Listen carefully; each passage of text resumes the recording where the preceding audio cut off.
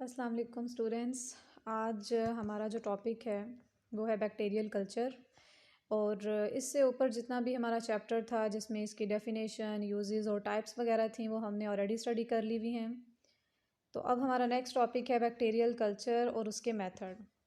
तो first of all तो ये कि जी बैक्टीरियल कल्चर जो है वो क्या होता है, ये चीज़ जो है वो हमने जब हमारा फर्स्ट टॉपिक था उसके अंदर हमने स्टडी की थी कि बैक्टीरियल कल्चर से मुराद एक सिंपल ऐसा कल्चर है, एक ऐसी टेक्निक है जिसके अंदर हमने बैक्टीरियाज़ को ग्रो करवाना होता है, माइक्रो ऑर्गेनिज़म्स को ग्रो करवाना होता है। हमारे पास सिंपल पेट्री प्लेट्स होती हैं जिनमें हमें एगर एगर यानी कि वो पाउडर जो जेली लाइक मटेरियल बनाने के लिए यूज़ होता है उसे यूज़ करते हैं। और सबसे पहले हम मीडिया रेडी करते हैं जिसे हम कल्चर मीडिया कहते हैं। जब एक दफ़ा कल्चर मीडिया रेडी हो जाता है तो फिर उसके बाद हम वहाँ पर बैक्टीरियाज़ जो हैं उन्हें ग्रो करवाते हैं। तो वो जो मीडियाज़ थे वो हमने सारे पढ़ लिए थे और अब जो है ना हम आगे से बैक्टीरियल कल्चर पढ़ रहे हैं। बैक्टीरियल कल्चर के बाद जो है हमारे पास प्योर कल्चर आ गया है। प्योर कल्चर से मुराद एक ऐसा कल्चर है जिसमें हमें सिर्फ एक सिंगल सेल लेना होता है और उस सिंगल सेल की मदद से हमें बैक्टीरियाज़ जो हैं वो आगे से उनकी पूरी पॉपुलेशन, पूरी कॉलोनी बनवानी होती है। इसके अलावा हमने पीछे एक टाइप पढ़ी थी सिंथेटिक मीडिया। उसके अंदर बताया हुआ था कि समटाइम्स इस तरह से होता है कि जब हम बैक्टीरियाज़ की कॉलोनी की ग्रोथ करवाते हैं तो कुछ अनवांटेड बैक्टीरियाज़ होते हैं वो भी साथ में ग्रो करने लग जाते हैं। तो उसके लिए हम कुछ ख़ास किस्म के इनहिबिटर्स होते हैं, कुछ केमिकल्स होते हैं, उन्हें ऐड करवा लेते हैं जो बाकी बैक्टीरियाज़ की ग्रोथ को रोक देते हैं। और सिर्फ एक ही प्योर कल्चर जो है वो एक स्पेसिफिक किस्म की स्पीशी जो एक ही सेल से बिलोंग करती होती है उसी को ग्रो करने में हेल्प आउट करते हैं। तो जो प्योर कल्चर है उसमें भी हमें ऐसे ही करना होता है, हमें सिर्फ एक सिंगल स्पीशी चाहिए होती है, एक सिंगल सेल चाहिए होता है, उससे हम पूरी कॉलोनी जो है वो बनवा सकते हैं। देन हमारे पास जो है यहाँ पर मेथड्स आ गए हैं, methods of isolation of pure culture, कि हमें जो है ना वो प्योर कल्चर को तैयार करने के लिए आइसोलेट करना कैसे है बैक्टीरिया को, जिसमें तीन मेथड हैं। एक होता है स्ट्रीक प्लेट मेथड, एक होता है स्प्रेड प्लेट मेथड और एक है पोर प्लेट मेथड, जिसमें आज हम पढ़ेंगे स्ट्रीक प्लेट मेथड। स्पेसिफिकली इसे हमने स्टडी करना है। जैसे कि हम जो है यहाँ पर देख सकते हैं इस डायाग्राम के अंदर कि यहाँ पर सबसे पहले एक पेट्री प्लेट बनी हुई है और उसके अंदर ये बिल्कुल एक जेली लाइक मटेरियल जो ट्रांसपेरेंट है वो नज़र आ रहा है और यहाँ पर अभी कोई भी ग्रोथ नहीं हुई। सेकंड वाले के अंदर हम देख सकते हैं कि बैक्टीरियाज़ की जो कॉलोनीज़ हैं वो मौजूद हैं और चौथे वाले में जो है ना यहाँ पर कुछ लाइंस बनी हुई हैं। ये जो थर्ड वाला है इसमें अगर हम ध्यान से देखें तो यहाँ पे लंबी लंबी लाइंस बनी हुई हैं, इन्हें हम स्ट्रीक कहते हैं। ठीक है, स्ट्रीकिंग करना यानी कि लंबी लंबी लाइंस बना लेना कॉलोनीज़ की। बहुत ध्यान से इनोक्यूलेटिंग लूप होती है एक, उसकी मदद से ये बनाई जाती हैं। और लास्ट पर जो है यहाँ पर अगर हम देखें तो ये चौथे वाले पे जो बैक्टीरियाज़ की कॉलोनी है वो ग्रो की हुई है। इनको हम आराम से पढ़ते हैं बारी बारी, इसका प्रोसीजर वगैरह भी। यहाँ पर जो नेक्स्ट चीज़ है वो आ जाता है प्रोसीजर। प्रोसीजर ये है कि हमें सबसे पहले मटेरियल रिक्वायर्ड, क्या चीज़ें हमें चाहिए होंगी जिसकी वजह से हम ये वाला प्रोसीजर जो है वो कर सकते हैं। जिसमें सबसे पहला लिखा हुआ है स्ट्रीक प्लेट्स।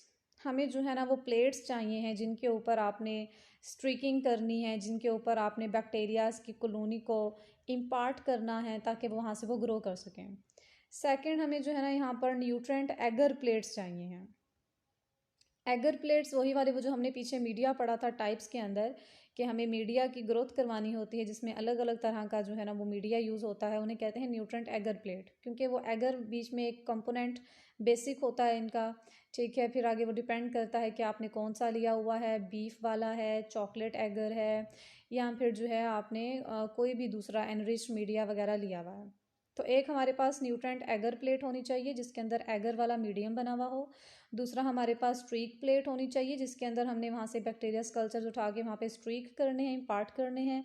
थर्ड हमारे पास जो है वो बंसन बर्नर होना चाहिए। बंसन बर्नर आपको पता है एक छोटा सा फ्लेम रिलेटेड डिवाइस है जिसमें से फ्लेम निकल रही होती है। और देन हमारे पास चौथे नंबर पे जो है यहाँ पे बैक्टीरियोलॉजिकल लूप है।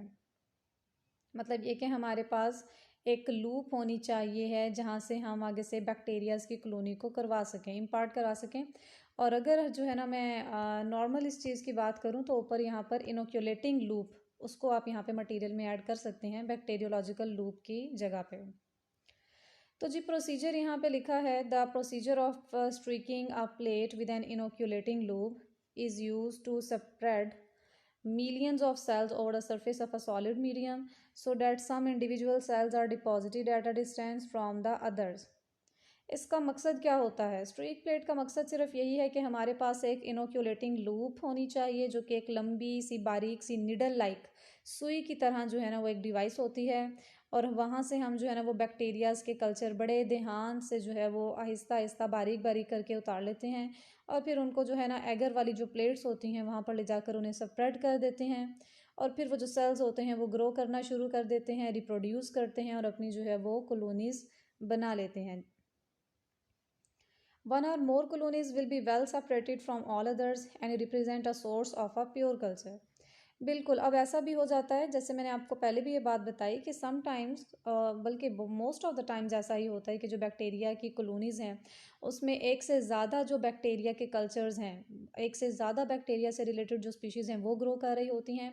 सो हम क्या करते हैं कि सिंपल हमने बीच में इस तरह से कर लेना होता है कि या तो इनहिबिटर्स को ऐड कर लेना होता है ताकि कोई दूसरी कॉलोनी ग्रो ना करे, या फिर हम बहुत ध्यान से जो है वो इसकी सेपरेशन कर लेते हैं ताकि सिर्फ हमारी जो डिज़ायर्ड कॉलोनी है उसको सेपरेट कर लिया जाए, या फिर हम उन सारी ही कॉलोनीज़ को सेपरेट सेपरेट करके रख लेते हैं, और बाद में जिस तरह से भी हमें ज़रूरत पड़ती रहती है हम उन बैक्टीरियाज़ की कॉलोनीज़ को जो है वो यूज़ करते हैं। This procedure is similar to the one that is use for streaking from the collection swab. और ये प्रोसीजर जो है ना वो एग्जैक्टली सिमिलर है, जैसे कि मैं आपको यहाँ पर दिखा देती हूँ।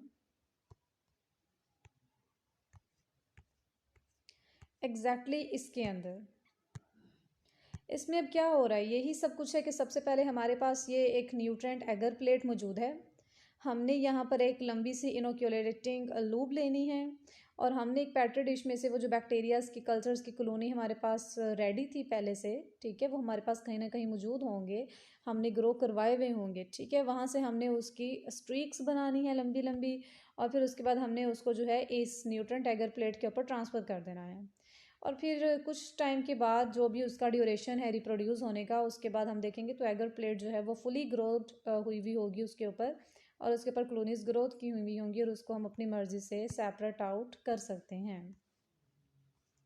ये जी इसका प्रोसीजर हो गया, और देन हमने इसका मटेरियल कर लिया, मटेरियल रिक्वायर्ड, और अब यहाँ पर जो है ना वो कुछ स्टूडेंट्स डायरेक्शन दी हुई हैं जिन्हें आप प्रिवेंटिव मेजर्स कह सकते हैं, प्रिकॉशंस कहते हैं, कि इन कुछ खास किस्म की चीज़ों का हमें जो है वो ध्यान रखना होता है, जिसमें जी सबसे पहले यहाँ पर इन्होंने लिखा हुआ है, examine the streak plates prepared and locate a number of well isolated colonies.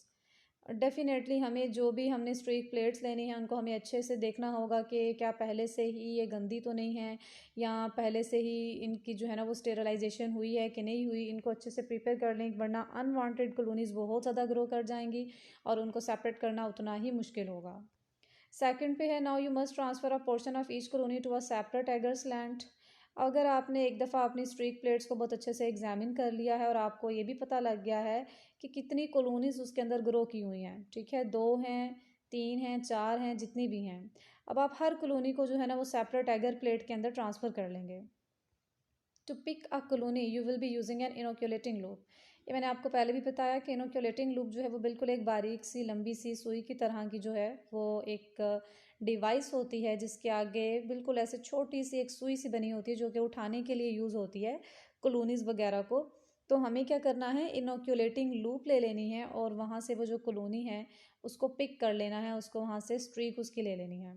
Sterilize the loop in the burner flame, let cool 3 to 5 seconds, then touch the end of the loop to the isolated colony.